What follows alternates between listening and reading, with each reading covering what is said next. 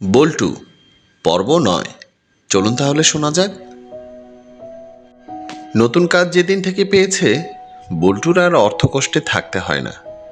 এখন সে বেশ ধনী, চাইলেই বন্ধুদের নিয়ে এটা সেটা খাওয়াতে পারে, আর এতে গ্রুপে তার কদরও বেশ।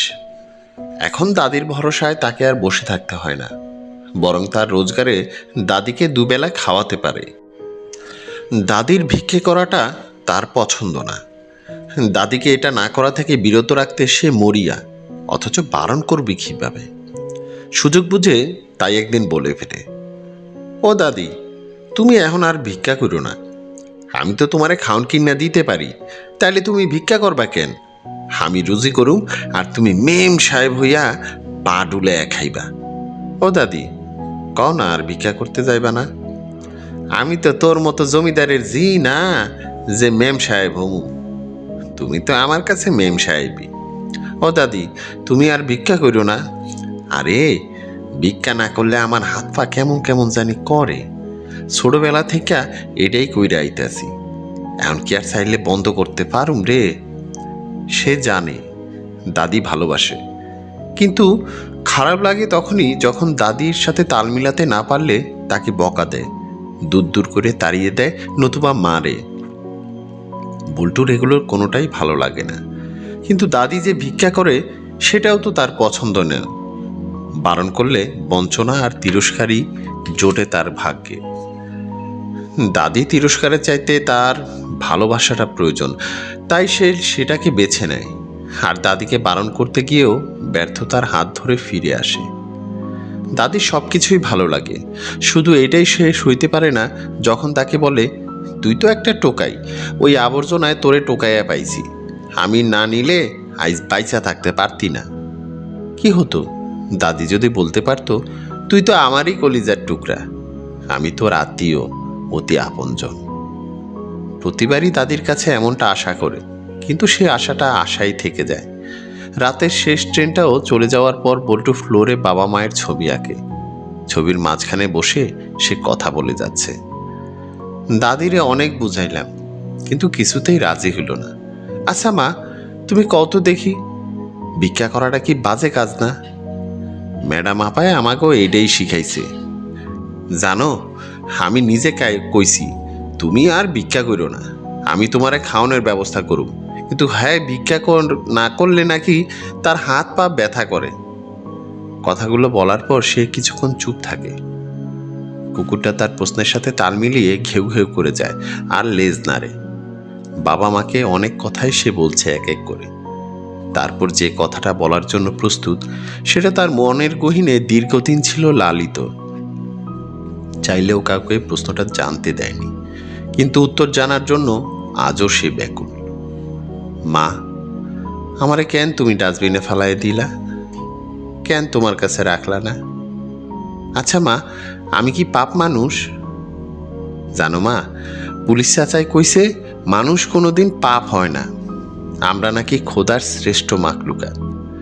মসজিদের ইমাম সাহেবও তাই কয়।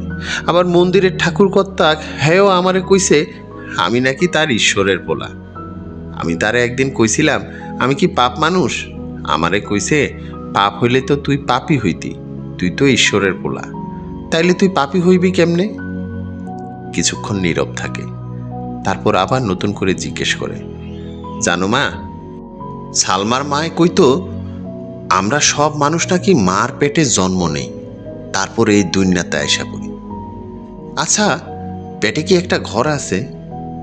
মুখটা মলিন করে কাঁদো কাঁদো কণ্ঠে, মা, তোমার ঘরে কি একটুও জায়গা নাই? এই কারণে আমার ময়লায় ফালাই দিছিলা? আচ্ছা, ঘরে জায়গা না থাকলে পেটের ঘরটায় রাইখা দিলে না কেন? কথাগুলো বলতে বলতে বল্টুর চোখ বেয়ে অশ্রু গড়িয়ে পড়ছে। সে আর কোনো প্রশ্ন করছে না। মায়ের প্রতি তার ভালোবাসার বিপরীতে অভিমানের পাল্লাটা ছিল সমান সমান।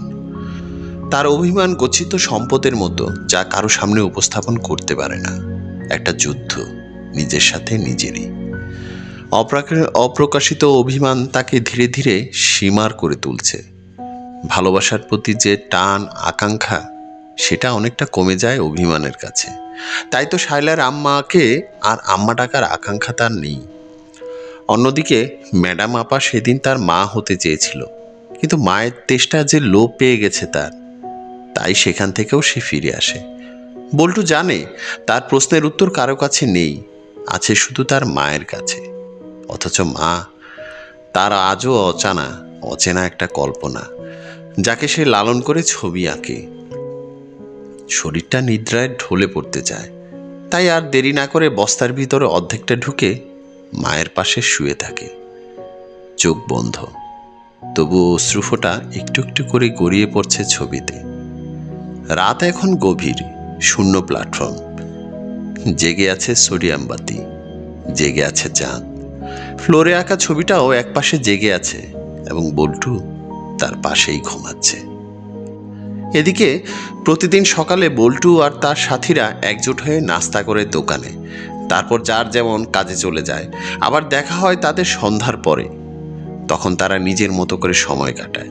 কেউ ছুটোছুটি করে, কেউ বা সময় কাটায় গল্প করে। আবার একেবারে বড় যারা আছে তারা পরিত্যক্ত ট্রেনের বগিতে বসে তাস খেলে। বল্টু, মোনায়েম, বদরুল, সাহেলা এরা সবসময় একসাথে খেলাধুলা করে সময় কাটায়। কখনো প্লেন দেখতে ট্রেনে করে চলে যায় এয়ারপোর্ট পর্যন্ত, আবার কখনো নিজেরা নিজেদের সাথে করে ছুটোছুটি। সময়টা ভালোই কাটে তাদের। ইদানিং সাহেলা তাদের সাথে আর সময় দেয় না। গ্রুপের সকলে সাহেলার অপেক্ষায় থাকে, কিন্তু তার দেখা নেই। কারণ জানার জন্য একদিন মোনায়েম তাদের ঝুপড়িতে গেলে জানতে পারে সাহেলার আম্মা বেশ অসুস্থ, বিছানা থেকে উঠতে পারে না, হাতে পায়ে পানি নামে, কিছুই খেতে পারে না। ডাক্তার দেখানো তো দূরের কথা, দুবেলা খাওয়ার টাকা পর্যন্ত নেই তাদের। এদিকে সাহেলা ফুল বিক্রি করে যা পায় তাতে তার পরিবার চলছে না। মায়ের অসুস্থতা বাড়লে এখন তার ফুল বেচতে যাওয়াও আর হয় না। ছোট ভাই বোনের দায়িত্ব এখন সাহেলার উপর, তাই সে বেশিরভাগ সময় মায়ের কাছে থাকে। সেদিন কাজ থেকে ফিরলে বদরুল ও বল্টু খবরটা মোনায়েমের কাছ থেকে জানতে পারে। সকলকে বলার পর ওরা একজোট হয়ে সাহেলাদের ঝুপড়িতে যায়। গিয়ে দেখে অন্ধকার এক কোণে সাহেলার আম্মা শুয়ে আছে। সকলে তার কাছে গিয়ে হালচাল জিজ্ঞেস করলেও দূরে দাঁড়িয়েছিল বল্টু। সেদিনের তিরস্কারের পর তার আর কাছে যাওয়ার সাহস হয় নাই। সাহেলার আম্মা সকলকে কাছে ডেকে কথা বললেও বল্টুকে ডাক দেয়নি। কিছুক্ষণ পর সকলে এক এক করে চলে গেলে বল্টু তখনও দাঁড়িয়ে। সবাই তো গেল গিয়া, তুই দাঁড়ায় আসোস কেন? আপনার কি খুব কষ্ট হয়? কিছুটা ইনিয়ে বিনিয়ে বিছানা থেকে উঠে বসে সাহেলার মা বলে, কষ্ট হইলে তুই কি করবি? তুই কি ডাক্তার? এরই মাঝে সাহেলা এসে দাঁড়ায় কাছে। সাহেলা, ডাক্তার দেখাস নাই কেন? কাজে যাইতে পারি না বইলা টাকাও রুজি হয় না, খাওনি জোটে না, তো ডাক্তার দেখামো কেমনে? ভাবছি স্টেশনে আবার ভিক্ষা করুম, তাইলে অনেক টাকা হইব, আমার চিকিৎসা হইব। ডাক্তার দেখাইতে কত টাকা লাগবো? জানি না। বল্টু পকেট থেকে কিছু টাকা বের করে সাহেলার হাতে দেয়। ওই স্যামরা, তুই টাকা পাইলি কই? চুরি করছস? না, পত্রিকা বেচে আনছি। আমি এখন মতিন মিয়ার ভাতের হোটেলে পানি তুইলা দিলেও আমারে টাকা দেয়। সাহেলার হাতে টাকাটা গুজে দিয়ে বল্টু কিছুক্ষণ তাকিয়ে থাকে তার আম্মার দিকে, তারপর ধীর পায়ে বাইরে চলে আসে। প্ল্যাটফর্মে এসে সকলের সাথে বৈঠকে মিলিত হয় কিভাবে সাহেলার পরিবারকে সহযোগিতা করা যায়, কিন্তু আর্থিক দিক থেকে সহযোগিতা কেউ করতে চায় না। অবশেষে বল্টু নিজেই সে দায়িত্ব নেয় তার রোজগারের ভরসায়। এদিকে সাহেলার ডাকে পরদিন সকালে আর কেউ কাজে যায় না। ওরা সকলে মিলে সাহেলার আম্মাকে ডাক্তারের কাছে নিয়ে যাওয়ার জন্য তৈরি হয়। ঢাকা মেডিকেলে ফ্রি চেক আপ করানো যায়, কিন্তু টিকিট কাটতে টাকা লাগে আর লাইনও ধরতে হয়।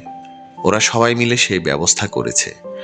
হাসপাতালে গিয়ে টিকিট কেটে ডাক্তারের অপেক্ষায় সকলে, লম্বা লাইন, আর সেই লাইনের শেষে সাহেলা ও বল্টু দাঁড়িয়ে। এদিকে সাহেলার আম্মা সহ অন্যান্যরা দূরে বসা। লাইনে এগোতে এগোতে দুপুরে লাঞ্চের সময় হয়ে গেছে, তাই লাইন ভেঙে দেওয়া হয়েছে আজ। আর ডাক্তার রোগী দেখবেন না, আবার আগামীকাল দেখবে। লাইনে দাঁড়িয়ে থাকা সকলে এক এক করে চলে যাচ্ছে। এত দূর থেকে এসে 2 ঘন্টা লাইনে দাঁড়ানোর পর যদি এখন চলে যেতে হয় তাহলে কেমন হয়? সবাইকে কিছুক্ষণ অপেক্ষা করতে বলে বল্টু বুদ্ধি করে ডাক্তারের চেম্বারে ঢুকে পড়ে। ডাক্তারের সহকারী কিছু গুছিয়ে নিচ্ছে, আর ডাক্তার অনেকক্ষণ একযোগে রোগী দেখার পর ক্লান্তি নিয়ে চেয়ার থেকে উঠতে যাবে। বল্টু ধীর পায়ে ডাক্তারের কাছে গিয়ে দাঁড়িয়ে থাকে।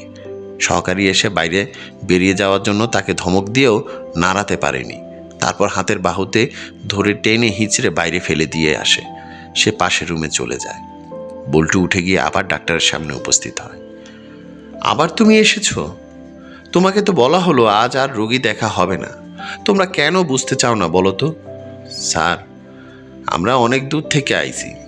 সমস্যা নেই, আবার কালকে আসো, আমি তোমার রোগীকে এই টিকিটেই দেখে দেব।